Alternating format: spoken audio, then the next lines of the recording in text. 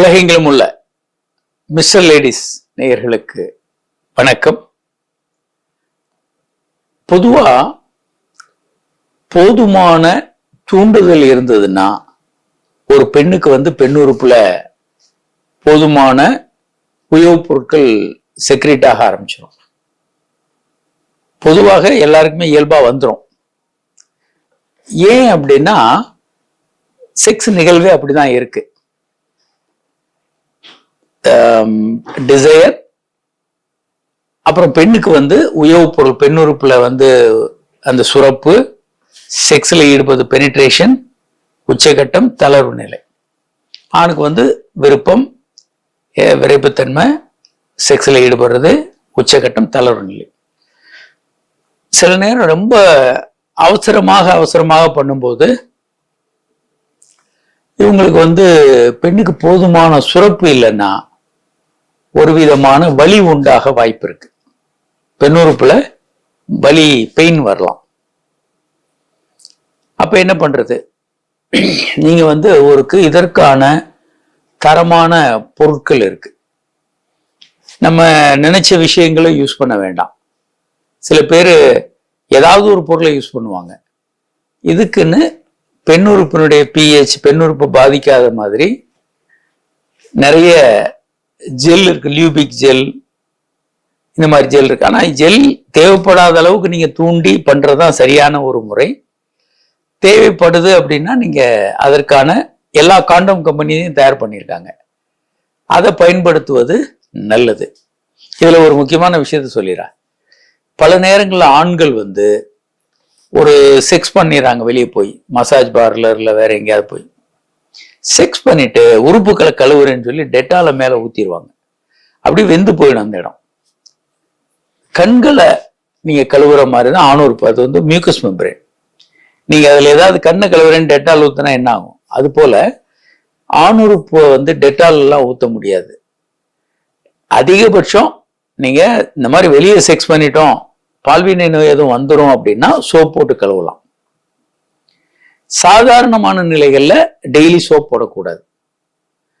சரி, வாய்வழி தூண்டுதல் பண்ணணும், ஒரு மைல்டு ஸ்மெல் இருக்கும், அதை போக்குறதுக்கு ஒரு பேபி சோப் போட்டு வாஷ் பண்ணிட்டு நீங்க வாய்வழி தூண்டுதல் பண்ணலாம்.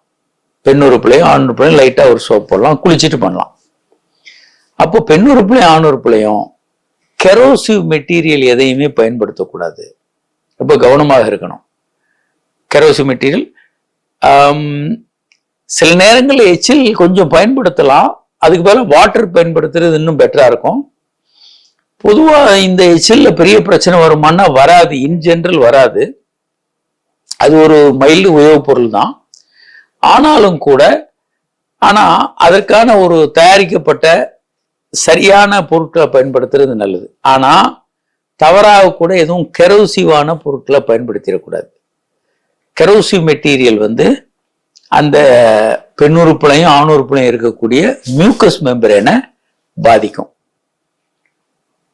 எச்சில் பாதிக்காதா அப்படின்னா பாதிக்காது. ஏன்னா நீங்க ஓரல் செக்ஸ் பண்றீங்க, வாய் வெளியில பண்றீங்க, ஆணுக்கு பெண் பண்றாங்க, பெண்ணுக்கு ஆண் பண்றாங்க. அந்த நேரம் அந்த எச்சில் போகத்தான் செய்யும். எச்சில் பொதுவாக பெரிய ஆபத்தை உண்டு பண்ணாது. ஆனா நீங்க வேற கெரோசிவ் மெட்டீரியல், அதாவது ஒரு விதமான சோப்பு, ரொம்ப ஹார்ஷான சோப்பு, டெட்டால் அல்லது சாவ்லான், இந்த மாதிரியான எதையும் கடினமான பொருட்களை எப்போதும் பயன்படுத்திடக்கூடாது.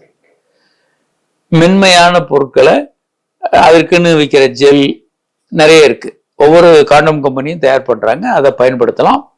ஆனா பெஸ்ட் என்னன்னா அந்த பெண்ணை தூண்டி போதுமான உயவுப் பொருட்கள் வந்த பிறகு செக்ஸ்ல ஈடுபடுறது ஒரு கரெக்டான முறையாக இருக்கும். அது நல்லது, எந்த விதமான பக்கவிளையும் இல்லாம இருக்கும். இந்த உயவுப் பொருளாக ஏதாவது நாட்டு மருந்துகளை பயன்படுத்தலாமா? கருஞ்சீரக எண்ணெய் இல்ல வேற ஏதாவது பொருட்களை பயன்படுத்தலாமா? கூடாது. ஏன்னா உலக அளவுல நிரூபிக்கப்பட்ட சில விஷயங்களை தான் நீங்க பயன்படுத்தணும். ஏன்னா பெண் உறுப்புல pH இருக்கு, ஒரு மைல்டு அசிட்டிக் தன்மை இருக்கும். ஏன்னா அதுல கிருமி உள்ள போகாம இருக்க தடுக்கிறதுக்காக. அதுல ரொம்ப ஹார்ஷான பொருட்களை போடும்போது பெண் உறுப்பையும் அது காயப்படுத்தும், அதே மாதிரி ஆணுறுப்புலையும் நீங்க தடவும் போது சில பிரச்சனைகளை உண்டு பண்ணலாம். அதனால உலக அளவுல பரிந்துரைக்கப்படக்கூடிய பிஹெச், ஆஸ்மோலாலிட்டி அந்த மாதிரி உள்ள லூப்ரிகேட்டிங் ஜெல் அதை பயன்படுத்தலாம். ரொம்ப லோக்கலாக ஏதாவது கடினமான ஹார்ஷான பொருட்களை பயன்படுத்துறது சிக்கலை உண்டு பண்ணும். அதை நம்ம தவிர்க்கிறது ரொம்ப ரொம்ப நல்லது.